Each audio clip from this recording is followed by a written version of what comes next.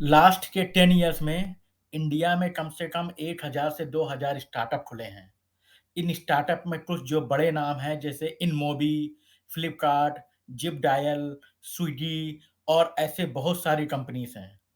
लेकिन आपको ये सरप्राइज़ होगा कि ज़्यादातर कंपनीज़ स्टार्टअप जो इंडिया में खुली हैं, उनके फाउंडर ने जब वो कंपनी रजिस्टर की थी, तो वो कंपनी उन्होंने इंडिया में रजिस्टर नहीं की, बल्कि वो सारी कंपनी उन्होंने या तो यूएसए में रजिस्टर की या तो सिंगापुर में रजिस्टर की। अब आप ये सोचेंगे कि जब ये कंपनी इंडिया में स्टार्टअप हुई है, तो फाउंडर ने आखिर उतनी दूर विदेश में सिंगापुर में जाके कंपनी रजिस्टर क्यों की? ऐसा क्या रीज़न था जिसकी वजह से ये कंपनी उन्हें सिंगापुर में डॉलर में रजिस्टर करनी पड़ी? तो हम इस वीडियो में आगे डिस्कशन करेंगे कि सिंगापुर में रजिस्टर करने के क्या-क्या फ़ायदे हैं, जो इंडिया में नहीं मिलते हैं और आखिर ये लोगों ने क्यों चूज़ किया सिंगापुर को रजिस्टर करना, जबकि ये सारी कंपनी सिंगापुर में ऑपरेट भी नहीं करती, ये सारी कंपनी सिर्फ़ इंडिया में ऑपरेट करती हैं। फिर भी इन्होंने अपना कंपनी का रजिस्ट्रेशन सिंगापुर में किया। तो इस वीडियो को पूरा अंत तक देखिए क्योंकि उसमें बहुत कुछ सीखने को मिलेगा और आगे हम आपको ये भी बताएँगे कि अगर आप एक नई कंपनी रजिस्टर करना चाहते हैं या स्टार्टअप खोलना चाहते हैं, तो सिंगापुर में उसको खोलना कितना आसान है, क्या रूल्स एंड रेगुलेशन हैं और इंडिया में कितना खोलना आसान है या क्या रूल्स एंड रेगुलेशन हैं। तो चलिए वीडियो को स्टार्ट करते हैं। अगर आप सिंगापुर में एक कोई स्टार्टअप स्टार्ट करना चाहते हैं और अगर आप सिंगापुर के सिटीज़न हैं या नहीं हैं, इससे कोई फ़र्क नहीं पड़ता। सिंगापुर गवर्नमेंट के रूल सबके लिए सेम हैं। वहाँ पे कोई भी स्टार्टअप रजिस्टर करने के लिए आपको ऑन एवरेज 2 से 3 दिन तक लगता है और सिर्फ़ 3 स्टेप्स प्रोसेस होता है, जो कि आप ऑनलाइन भी अप्लाई कर सकते हैं। तो ये बहुत ही ईज़ी प्रोसेस है वहाँ स्टार्टअप रजिस्टर करने के लिए। लेकिन अगर हम इंडिया में देखें, तो इंडिया में कम से कम 10 से 13 स्टेप हैं स्टार्टअप को रजिस्टर करने के लिए और ये कम से कम 1 से 2 महीने का टाइम लगता है। तो भी ये भी एक बहुत बड़ा फैक्टर है, जिसकी वजह से स्टार्टअप फाउंडर को बहुत ज़्यादा हेडेक होता है, इंडिया में कंपनी रजिस्टर करने में। तो इसीलिए बेटर वो सिंगापुर में जाके रजिस्टर करते हैं, जहाँ पे रूल्स एंड रेगुलेशन बहुत ज़्यादा फेयर हैं और बहुत ज़्यादा ईज़ी हैं, जिसकी वजह से उनको ज़्यादा पैसे भी नहीं खर्च करना पड़ते और आसानी से कंपनी रजिस्टर हो जाती है। जो दूसरा सबसे बड़ा रीज़न है, वो है ईज़ ऑफ डूइंग बिज़नेस। जो वर्ल्ड बैंक रैंकिंग के हिसाब से सिंगापुर सेकंड रैंक में आता है ईज़ ऑफ डूइंग बिज़नेस में। मतलब सिंगापुर में बिज़नेस करना बहुत ही ज़्यादा आसान है। सिंगापुर एक बिज़नेस फ्रेंडली कंट्री है, जबकि इंडिया की रैंकिंग 60 है, जो कि बहुत ही पुअर रैंकिंग है। इसलिए भी लोग या ज़्यादातर बिज़नेसेस अपने बिज़नेस इंडिया में रजिस्टर करने के बजाय सिंगापुर में रजिस्टर करना ज़्यादा आसान समझते हैं। तीसरा जो सबसे इम्पोर्टेंट फैक्टर है, वो सिंगापुर का बेस्ट इंफ्रास्ट्रक्चर। सिंगापुर कंट्री का इंफ्रास्ट्रक्चर बहुत ही हाई लेवल का है और वहाँ पे सिक्योरिटी और सर्विलेंस सिस्टम भी बहुत अच्छा है। तो वो स्टार्टअप जिनको अच्छा इंफ्रास्ट्रक्चर चाहिए, अच्छा ट्रैवलिंग सिस्टम चाहिए, अच्छा सर्विलेंस सिस्टम चाहिए, उनके लिए सिंगापुर ज़्यादा अच्छी कंट्री है बजाय इंडिया के। क्योंकि इंडिया में अभी भी बहुत सारे इंफ्रास्ट्रक्चर प्रॉब्लम है और बहुत सारी टियर 2, टियर 3 सिटी में इंफ्रास्ट्रक्चर डेवलप नहीं हुआ है। तो इसलिए भी बहुत सारे स्टार्टअप सिंगापुर में रजिस्टर करना ज़्यादा आसान समझते हैं, बल्कि इंडिया में।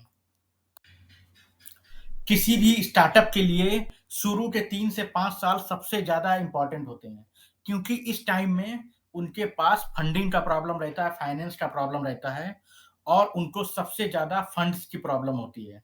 तो ऐसे में अगर कोई कंट्री उनको शुरू के 3 से 5 साल टैक्स फ्री कर दे, तो उनके लिए वो हेवन कंट्री होती है। सिंगापुर ने यही किया है। सिंगापुर शुरू के 3 साल कोई भी टैक्स चार्ज नहीं करती है स्टार्टअप से और 3 साल के बाद सिर्फ 17% टैक्स चार्ज करती है, वो भी स्लैब बेसिस पर होता है। लेकिन इंडिया में स्टार्टअप पर शुरू के फर्स्ट ईयर से ही 30% टैक्स चार्ज होता है। ये किसी भी स्टार्टअप के लिए बहुत बड़ी लायबिलिटी होती है, क्योंकि एक स्टार्टअप को प्रॉफिट कमाने में 5 से 10 साल लग जाते हैं और उसको फंडिंग मिलना भी आसान होता है। तो ऐसी हालत में अगर आप उससे इतना ज़्यादा टैक्स भी चार्ज करेंगे, तो वो कंपनी ऑलरेडी लॉस में चली जाएगी या बंद हो जाएगी। तो इसलिए अपनी ज़्यादातर स्टार्टअप अपने को सिंगापुर में रजिस्टर करते हैं, क्योंकि सिंगापुर में फर्स्ट 3 इयर्स में कोई भी टैक्स नहीं देना पड़ता और ये बहुत बड़ा रिलीफ होता है स्टार्टअप फाउंडर के लिए। तो इसीलिए सिंगापुर एशिया में सबसे फ़ेवरेबल जगह मानी जाती है टैक्स बेनिफिट के लिए। इसीलिए most of the Indian startup हैं या इंडियन फाउंडर हैं, वो सिंगापुर में जाके अपने स्टार्टअप रजिस्टर करते हैं, जिससे कि उनका स्टार्टअप आसानी से रजिस्टर भी हो जाता है और दूसरा उनको टैक्स में इतना ज़्यादा बेनिफिट मिलता है कि आप आसानी से अपना स्टार्टअप को चला सकते हैं 5 से 10 साल बिना किसी टैक्स के बर्डन के। चौथा जो सबसे बड़ा रिलीफ है सिंगापुर में, कि सिंगापुर में कोई भी कैपिटल गेन टैक्स नहीं लगता। अगर आप कैपिटल गेन टैक्स के बारे में नहीं जानते तो हम बता देते हैं। कैपिटल गेन टैक्स वो होता है जब आप कोई बड़ी कंपनी खरीदते हैं या 2 कंपनी आपस में मर्ज होती हैं या कोई फाउंडर अपनी कंपनी को बेचता है या कोई फाउंडर अपने करोड़ों के शेयर बेचता है मार्केट में, तो उससे जो बड़ी इनकम आती है करोड़ों में, उस पर जो टैक्स होता है उसे कैपिटल गेन टैक्स कहता है। तो जैसे अगर आप फाउंडर हैं, आपने 1 लाख शेयर अपनी कंपनी के बेचे 4 साल बाद, तो आपको 1 करोड़ रुपए मिले, तो उस 1 करोड़ पर इंडिया में आपको 12 से 15 रुपए तक long term capital gain tax देना पड़ेगा। लेकिन अगर आप सिंगापुर में वही शेयर बेचेंगे, तो आपको कोई भी टैक्स नहीं देना पड़ेगा। ये एक बहुत बड़ा बेनिफिट है जो सिंगापुर में है। अगर हम रिसेंट एग्ज़ाम्पल देखें, तो टेस्ला के जो चेयरमैन हैं, उन्होंने अभी $500 मिलियन के अपने शेयर बेचे हैं।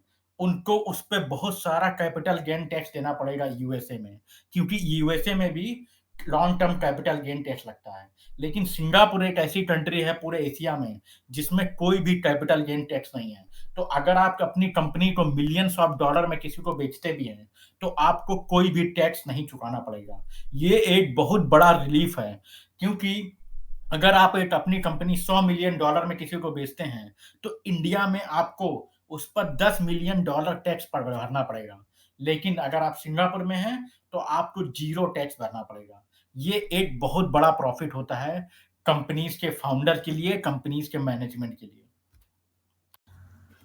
तो आप यहाँ पे अब देख सकते हैं कि कितना ज़्यादा एडवांटेज है ईज़ ऑफ बिज़नेस में भी और आपका कितना ज़्यादा टैक्स बचेगा अगर आप एक स्टार्टअप फाउंडर हैं।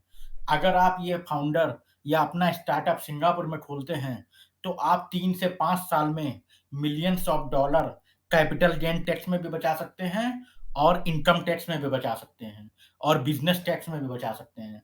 तो इसी वजह से सारे जो फाउंडर होते हैं, वो अपने बिज़नेस को ईज़ी रखने के लिए अपनी कंपनी सिंगापुर में रजिस्टर करते हैं और बिज़नेस इंडिया में चलाते हैं। यही मेन रीज़न है जिसकी वज़ह से ज़्यादातर कंपनी इंडिया में रजिस्टर नहीं करती हैं। मैं एक नया वीडियो बनाऊँगा जिसमें मैं ये बताऊँगा कि सिंगापुर में आप एक नया स्टार्टअप कैसे रजिस्टर कर सकते हैं। आपको क्या-क्या बेसिक रिक्वायरमेंट चाहिए। हालाँकि वहाँ पे कंपनी रजिस्टर करना बहुत ही आसान है, लेकिन फिर भी स्टेप बाय स्टेप प्रोसेस हम बताएँगे। अगर आपको ये वीडियो पसंद आया है, तो प्लीज़ इसे लाइक करके अपने फ्रेंड्स में शेयर कर दें और कमेंट सेक्शन में कमेंट ज़रूर लिखें कि आपको क्या अच्छा लगा, क्या नहीं लगा। Thank you for watching this video.